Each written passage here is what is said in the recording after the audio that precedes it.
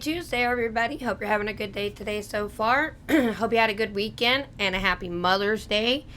I just spent Mother's Day in church and I won a $30 gift card to Waffle House, although that was the last one left.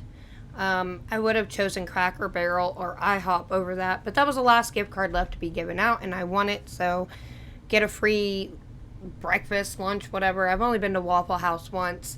And the last time I went was when I was a teenager, and I remember going there with my aunt and uncle and I think my mom and my brother and sister, and we were there, and I remember asking, where are the pancakes? Because I'm not a waffle person. I prefer pancakes, but I'll take it. It's free. It's nice.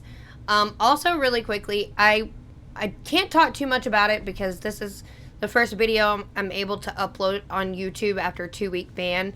So I just do want to encourage people to go and watch Dinesh D'Souza's movie 2000 Mules. It's really, really good. It's mind-blowing. It's absolutely insane. It'll probably make you mad, as it did me. I just could not believe what I was hearing and what I was seeing, but it's really, really good, so you should go watch it. I stopped doing my audio part of the podcast because it's not getting any views. I don't know if it's because of the previous one that I had that they deleted. I don't know if there's something going on that no one's seeing it, because I am putting it out there, but I'm not getting any activity on it. So I've decided just to stick with YouTube and Rumble. Anyway, so let's read our daily promise, which says, Thou which hast shewed me great and sore troubles shalt quicken me again, and shalt bring me up again from the depths of the earth. Psalm 71:20. Though we are faint with the troubles of this present age, though we are as dead men by the futility of our works, though we are perishing by the minute captive to the ravishing effects of Adam's guilt, though we deserve it not, still does the Lord stand ever by his people, faithful to revive their souls, faithful to bring his dying to new life everlasting, faithful to cleanse his downtrodden children, clothing them in the white robes of righteousness, and crowning them in glory. Praise the Lord, all you his people. He is the maker of new life, the crafter of all redemptive history, and yes, dear believer, he is ever worthy of your endless adoration. And that reminds me of a series that we're doing at church that we started last Wednesday, the signs of the end times, how we know the end is near. And I find that some people may find that terrifying. I find it exciting because you know that Jesus is coming back soon. And like I've said before, sometimes you have to look around at what's going on and think, how much more can we take? However, we've seen a lot of shifting. I've heard people use, the metaphor, I guess it's a metaphor, of the pendulum swinging, and the pendulum can only go so far before it has to swing back again. And I feel like we're hitting that tipping point of where it's going to start heading back. I know that Republicans have swept school boards across Tarrant County and taken those seats. And I think Republicans are going to wipe the floor during the midterm elections with governorships and Senate seats and House seats. I think we are going to take back over. I feel like some big wins are heading our way, especially with Roe v. Wade being overturned. And I did see an article that a poll that we thought that this was going to invigorate Democrats to get out and vote. However, after the leak of Roe v. Wade, Republican enthusiasm has shifted, and our points have gone higher. So it was like plus 11, but now we're plus 13. So enthusiasm in the Republican Party has also started people to get really excited about getting out there and voting, because we feel like some wins are coming along. So the first thing that I want to look at, and this has nothing to do with anything, let me see, here from The Blaze.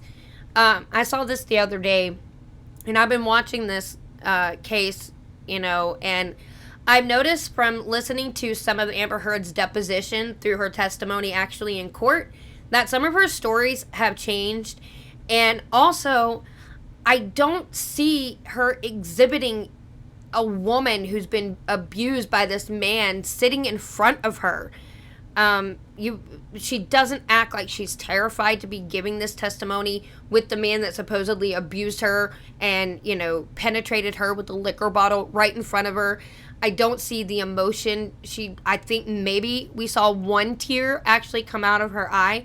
She's a terrible actress, and I don't believe anything she says. But this was from Blaze Media. What did Amber Heard put in her nose right in front of God and jury? So there's a video, and they're comparing her to Pulp Fiction, a scene from Pulp Fiction, where she snorts coke. I don't know if I can say that without getting banned on YouTube, but Chad Prather tweeted this out. Yo, sis, what you doing? And here's the video. And I'm going to talk over it so I don't get copyright strike or whatever, because I don't know where this is coming from. But it doesn't look like she blew her nose. It looks like she stuck the tissue up her nose and sniffed, which that's not usually how you use a tissue when you've been crying. At least I don't. But it says, a video of Heard's definitely not suspicious behavior has been making the rounds on social media, garnishing over 5 million views in just a matter of hours. Blaze TV host Chad Prather shared the viral video on Friday with the caption, "Yo sis, what you doing?" For reasons we can't explain, some people on Twitter seem to think Heard's actions had something to do with Coke, the bubbly beverage. Though why she would put that in her nose is beyond us.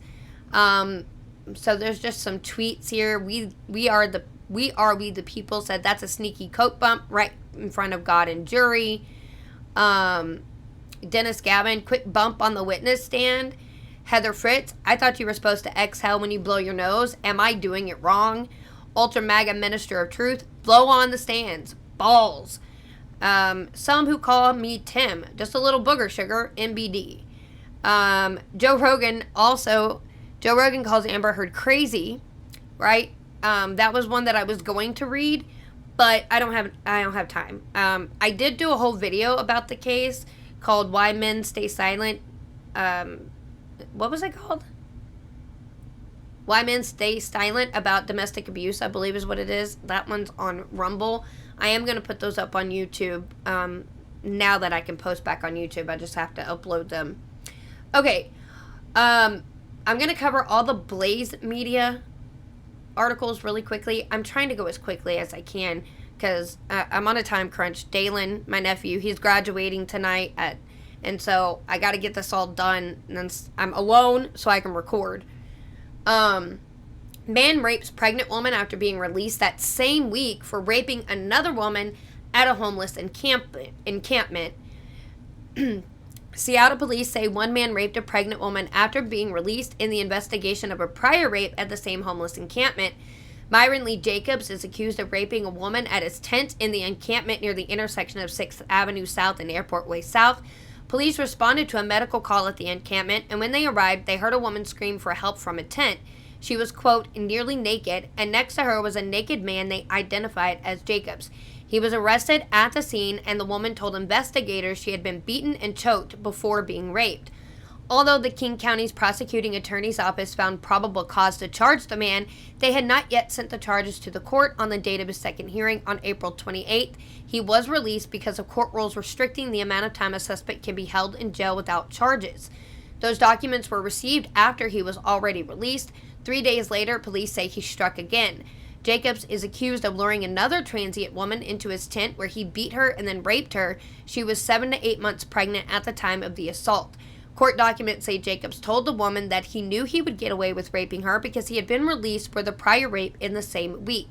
That woman somehow caught fire and was seriously burned while leaving the tent. Jacobs fled on a bike, but police found him at his tent the next day and arrested him for the second rape. Quote, the really heartbreaking part is that in the time that he was released, because the case wasn't referred to us yet, there was a second rape that happened, said Casey McNerney of the prosecuting attorney's office. Jacobs was charged with second-degree rape, third-degree rape, and unlawful imprisonment. He is being held at the King County Jail. King TV reported that the department's sexual assault unit only has 6 detectives, half of what it had in 2019, due to difficulties in hiring new officers. I believe that would have a lot to do with the defund the police movement and the all police are racist. That's probably why a lot of them quit. But I will tell you, apparently, even here in Fort Worth, sexual assault detectives are not on their A game. It's been almost 2 years, and I've still never heard back from the detective that was working my case. I had called, I had texted, nothing. I don't even know if he still works there. So maybe they just don't, maybe they have a hard time keeping police doing that type of job employed. I don't know. Moving on, I thought this was interesting. I just wanted to cover that because we know that in Democrat-run cities, people tend to, get away with committing crimes, and when they're arrested, they're released. It would seem that he was just released just because they were shorthanded and didn't get the stuff over in time, but who knows if that was done on purpose or not. Most likely. I could see it being done on purpose. So this other story here is about 3 Americans that were found dead at a Bahamas resort at Sandals. So you've probably seen those commercials where it's a Sandals commercial and it's the all-inclusive trip to the Bahamas. So on Saturday, Dr. Michael Darbill, the Bahamas Minister of Health and Wellness, told Eyewitness News Bahamas that guests at the Sandals Emerald Bay in Exuma were taken to a health clinic on Thursday. The ill patients were treated for nausea and vomiting, then they were released. Shortly after 9 a.m. on Friday, staff at the Sandals Emerald Bay reportedly contacted the Georgetown police station regarding a man that was found unresponsive in a villa. While authorities were en route, another man and woman were also found unresponsive in another villa, according to police. BuzzFeed News reported, quote, on arriving at the scene, police found a Caucasian male lying on the ground unresponsive in the bedroom of the first villa. A doctor later pronounced the victim dead. In another villa, authorities discovered an unresponsive Caucasian male slumped against a wall in a bathroom and an unresponsive Caucasian female on the bed, according to the Royal Bahamas Police Force. Both individuals showed signs of convulsion, police said. None of the victims had any signs of trauma, according to authorities. Acting Prime Minister Chester Cooper said that the cause of death is unknown as of Friday. Now, I will tell you that this morning I listened, and this is as of Monday morning, I listened I was watching a news clip, and they talked about this, and they said possibly it was from an air conditioning unit. I guess some toxic, what would that be, Freon or anything that goes into an air conditioning unit. I don't know. That's what I heard. Something to do with the air conditioning units in the hotel. And I think another person has since died. So I think it's 4 Americans that have died, not just 3. But yeah, that's really sad. And I know that they said our State Department is investigating, or on top of the investigation, monitoring the investigation that's going on in the Bahamas. So we'll see what comes out of that with anything extra from what I already know. Let's talk about what's going on with Roe v. Wade. So an abortion protester claims that they have a right to interrupt Catholic Mass, and then they get put in place by parishioners, which I think is awesome. This is from Louder with Crowder by Joseph Gunderson. The left seems to believe everything they want is a right. They want free health care, so it's a right. They want to abort babies until 18 years of age, only slightly exaggerating, so it's a right. And they want to interrupt Sunday Mass at a Catholic church, so it's a right, except no. These protesters did themselves up in their favorite costumes for Margaret Atwood's overhyped tripe, The Handmaid's Tale, because they both have no imagination and are woefully ignorant, and interrupted a service at the Cathedral of Our Lady of the Angels in Los Angeles, California. It would have to be in a liberal city, because this would never fly, say, at my parish. Yeah, not at my church either. Nothing happened there. So someone tweeted out, Roman God 7 said, Marxists tried to disrupt Mass at Cathedral of Our Lady of the Angels. Security ushers and parishioners said they were not having it. Let's check it out.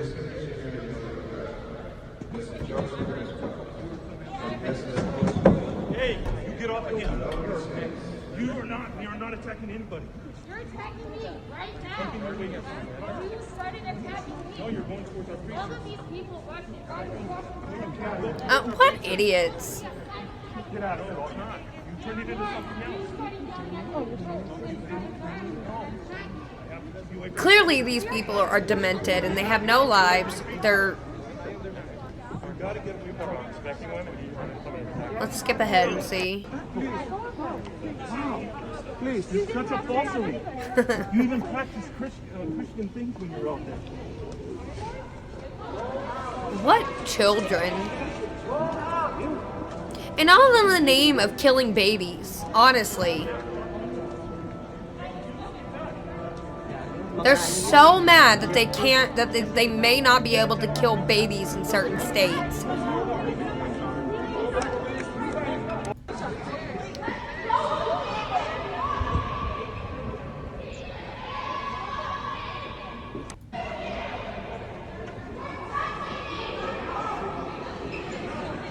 It's a big stinking church. My goodness. And all in the name of killing babies, right? That's what they want. They're demonic and they want to kill babies. Except in California, nothing's going to change. It's not going to change. So stop freaking out. And if you don't like the restrictions on abortion in the state that you're in, move. Just like people that believe in their Second Amendment right, when they don't like what's happening in a state because they're not allowed to own guns, they pick up and they move to a state that aligns with their political beliefs, that they can have a gun. So if you can't kill your baby in Texas, pick up and move to California.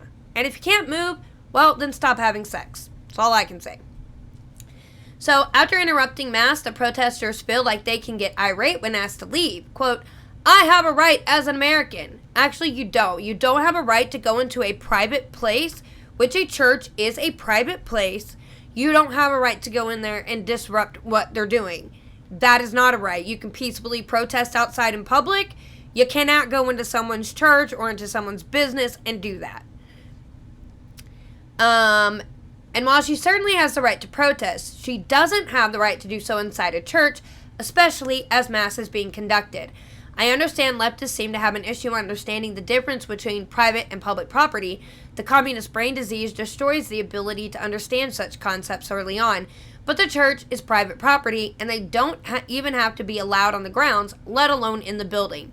Frankly, I thought the ushers and parishioners who stood up to deal with them were far too kind.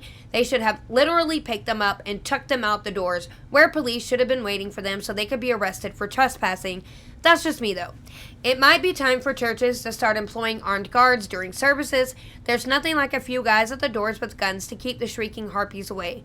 While I can tell you, many of the people at our church carry guns. My dad does. I know a few of the women carry guns, so good luck getting into our church. You probably will not like the result if you come to our church and do that. Okay, Elon Musk says here that Elon Musk says quiet part out loud blasts Twitter's obvious left-wing bias. Excuse me. 8 simple words are all you need to describe why so many on the right enjoy the prospect of incoming Twitter CEO Elon Musk. The current CEO thinks free speech is old and busted. The CEO before refused to acknowledge Twitter's political bias, even as Tim Pool smacked him upside the head with example after example after example after example. Musk, he's willing to say out loud that Twitter has an obvious strong left-wing bias. Admitting you have a problem is the first step on the road to recovery. So, Serbanovich tweeted out, here you go, Elon. When Twitter employees invariably lie to you about enforcement policy, maybe they can explain why a verified account is allowed to incite terrorism without any care in the world about being banned. So the New York Times, there was a quote, anti-abortion group in Wisconsin is hit by arson, authorities say. And then someone tweeted out, more of this. May these people never know a moment of peace or safety until they rot in the ground. So there you go. So to recap, a fire broke out at the offices of an anti-abortion group in Wisconsin. So they threw some Molotov cocktails. Nobody was hurt. And they were quoted to have written something in graffiti that says, if abortions aren't safe, then you aren't either. Verified blue checkmark reporter Caroline Riley. issued a clear call for more domestic terrorism. A clear call for more domestic terrorism is what Twitter would call it, the White House too, for that matter, if a conservative reporter had said anything similar about a Planned Parenthood. Yet the tweet stayed up until Riley deleted her account, no doubt to start the next act in the play where she claims she was a victim of sexism because people criticized her for encouraging violence against people with a different political opinion than her. The Babylon Bee is still suspended for making fun of a Biden administration official. Libs of TikTok had someone call her for assassination and threatened to do it themselves, and she was told it didn't violate Twitter's terms of service. Threatening to assassinate someone doesn't reach the level of misgendering or telling unemployed journalismers they should learn to code. Yeah, no kidding. And by the way, threatening to assassinate someone is a federal crime, just so you know. Do I think Musk is on our side politically? No. Tim Buck says he disagrees with overturning Roe v. Wade, but he at least acknowledges the problem with social media platforms and wants to address it. Yeah, I mean, I don't think that Elon Musk is a conservative. I don't think Joe Rogan is a conservative. Bill Maher is not a conservative. But these are people on the left that see a fundamental problem with their party that they typically affiliate with, and they're not going to be a part of it. They're trying to kind of like be somewhere in the middle, I guess. I guess they would technically be considered libertarians now, I guess. I don't know what you would call them. They're not conservative by any means. They probably disagree with us on a lot of things. But they at least believe in the Constitution and the thought of free speech, that we do have that it is enshrined in the Constitution, and we shouldn't be silenced just because our political opinions are different than the left's. And he doesn't intend to silence the left either, so they just don't like the fact that we'll be able to talk. Update here from the Daily Wire on Alec Baldwin. I feel like I'm moving through this way too fast, but oh well, because I want to get to this last thing that I wanted to do, and I don't know how long I've been recording. So, quote, I shot the gun. Alec Baldwin's statement to cops post-Rust shooting reveals new details. The Santa Fe County Sheriff's Office shared body cam footage, crime scene photos, witness interviews, and text messages they've gathered so far, which help paint a clearer picture of the 64-year-old actor's involvement in the shooting that killed cinematographer Helena Hutchins after a gun Alec Baldwin was holding discharged in October. The 30 Rock alum has maintained all along that he never touched the trigger of the .45 caliber Old West revolver. During an interview with ABC News in December, Baldwin said he cocked the gun but, quote, did not pull the trigger. He said he was sad for what happened, but ultimately wasn't the cause of Hutchins' death. Quote, someone is responsible for what happened, and I can't say who that is, but it's not me, Baldwin said at the time. New footage of the interview shortly following the Rust shooting reveals more details about what happened that fateful day. In the first moments of his interview, Baldwin inquires if he's being charged with anything. The deputy confirms he's just there for questioning and says the actor has already been read his Miranda rights. Quote, when I shot the gun away from the cameraman, I never aimed the gun at the camera. I turned and I went like this, he told investigators, making a gun with his finger and demonstrating, Fox News reported. Quote, and she was there, and the gun went off, and she just went right on the ground. I take the gun out slowly, I turn and cock the pistol, bang! Hutchins hits the ground, she goes down. Sousa goes down screaming. He's like, Jesus Christ! Baldwin also says, according to the New York Post, it's supposed to be a cold gun. Now this is a puzzle to me. This is making me very emotional. Baldwin also says, Hannah handed me the gun, referencing on-set armorer Hannah Gutierrez Reed. In a video taken by police earlier the same day, Baldwin was recorded making calls to multiple people as he awaits his interview with law enforcement.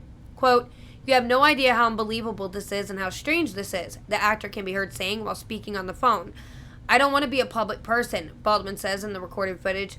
I'm the one holding a gun in my hand that everyone was supposed to have taken care of. Baldwin was named in a lawsuit filed by Hutchins' family, claiming the actor and the film's producers were responsible for, quote, reckless conduct and cost-cutting measures, which, quote, led to the death of Helena Hutchins. So, I guess, he still hasn't been charged. I'm still trying to figure out why he hasn't been charged. I think there's several people that could be charged. I think he could be charged for neglect. I think that the armorer can be charged, and maybe the producer, I don't know, the other producer that was on set. There's several people that should be charged, But Alec Baldwin, of all people, should, because he was the one holding the gun at the time it went off. He was the one not practicing safety measures with the gun, because he says in the interview that he did point it towards her. He did say that in the interview. And I'm sorry, but guns don't just go off without pulling a trigger. You don't just lift it up and it just goes off. You have to pull the trigger. If you're just holding it there. Maybe a gun could pop off if you drop it.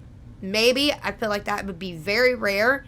But if you're just holding it in your hand and you're not touching the trigger, that gun should not go off. So the fact that he said he didn't touch it, I don't believe that. I believe he pulled the trigger thinking that it was a blank, and it wasn't. So I'm still waiting for that. I don't know what I want to talk about next.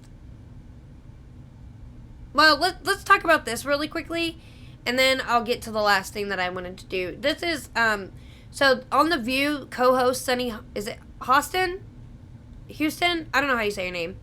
She says that Supreme Court justices who don't vote to uphold Roe v. Wade are hypocrites if they don't want protesters at their personal homes, which, by the way, if you go and protest outside of a Supreme Court or any judge's home, or in a building where they're conducting their business as a judge, that is a federal crime.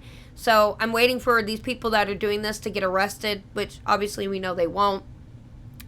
But it says, her remarks come on the heels of protests against the Supreme Court draft decision that would overturn Roe v. Wade. Demonstrations have taken place outside of the homes of several justices, including Chief Justice John Roberts, Samuel Alito, and more. So during Monday's broadcast of the ABC daytime talk show, Hostin argued that Supreme Court justices' privacy is no different than women's rights to abortion, except that it's a crime to do what they're doing. This is what she says. I was watching a lot of the protests that were happening outside of some of the justices' homes, and my understanding is that Justice Alito has had to go into hiding because of this, draft opinion that was leaked. And while I think it is terrible that a justice would have to go into hiding, I think it is really clear to the justices now that, as Anna Navarro mentioned, 64 to 60% of Americans believe that the Supreme Court should uphold Roe v. Wade, right? And I don't think that that's actually correct numbers. I think that's very biased numbers, because I do think that a lot of people believe that this should be returned back to the states. I do believe that. She added that perhaps the protest and resulting outcry from the leaked draft may urge justices to consider a quote-unquote more moderate approach, which that is a crime to do something to encourage or persuade a judge to change their mind on a decision, and I don't think it's going to work. She said, and I just think when you have the Supreme Court justices like Clarence Thomas coming out this weekend and saying at the 11th Circuit Judicial Conference that they will not be bullied and that people need to live with outcomes they don't agree with, she continued, trailing off. She added that she believes while Supreme Court justices have rights to privacy, women too have the same rights. Well, I can tell you that there is not a right to abortions in the Constitution, and there actually isn't even a constitutional right to privacy. That's not a thing. It's not a thing at all. Go read your Constitution. Then she says, and then other justices are saying you have no right to stand and freely protest, peacefully protest outside of our homes. You don't. You're committing a crime. We have a right to privacy. Well, women have a right to privacy as well, and women have a right to privacy with their bodies, and I'm just shocked that that's what we're hearing from men. That's what we're hearing from the justices. That's what we're hearing from, Republicans, that people don't have a right to protest this draft opinion when the Supreme Court has found that you have a right to protest in front of abortion clinics, that there can be no buffer zone. The hypocrisy, she complained, is incredible. So what she's doing, she's taking what they're saying out of context. You don't have a right to protest in front of a judge's home. That is a crime. You have a right to protest, but there are proper places to protest. So they're not saying that you can't protest at all. They're just saying you can't commit a crime while you're protesting. And would she want people outside her home protesting her? Probably not. But would that be hypocritical of her to say, I have the right to privacy in my home and you can't come protest here? Except if you go protest in front of Sunny's home, it's not a crime because she's not a judge. So, something about people on the radical left, their brains just don't click right. they don't really get it, they're dumb. They're idiots. They really are. Okay, so I saw this on The Blaze, and I wanted to do this because, Roe v. Wade is really big right now, and this is a quiz, and it says, don't be a lib. Do you know the real facts around abortion? So I wanted to take this quiz and see how much I actually know about the subject that I'm so passionate about. So let's start the quiz. What percentage of abortions are performed because the pregnancy is the result of rape or incest? That is less than 1%. Pro-abortion advocates frequently chant, quote, "my body, my choice," in defending abortion. At what age does a human fetus have a detectable heartbeat? I think it's 6 weeks. It could be 21 days, but I'm pretty sure it's 6 weeks. Pro-abortion advocates often chant, quote, "never go back," and claim women will perform abortions on themselves with coat hangers if abortion is made illegal. Prior to abortion's legalization in 1973, where were most or 90% of abortions performed? At a doctor's office. It was not in a back alley. This whole coat hanger thing, it's not true. According to the CDC, in 1972, the year prior to Roe v. Wade, which legalized abortion, how many women died in illegal abortions? I think it's 1 to 50. I think. So this is something I don't know, so maybe I should learn this one myself. True or false? Most women who seek abortion use some form of birth control. False. I think that is their form of birth control.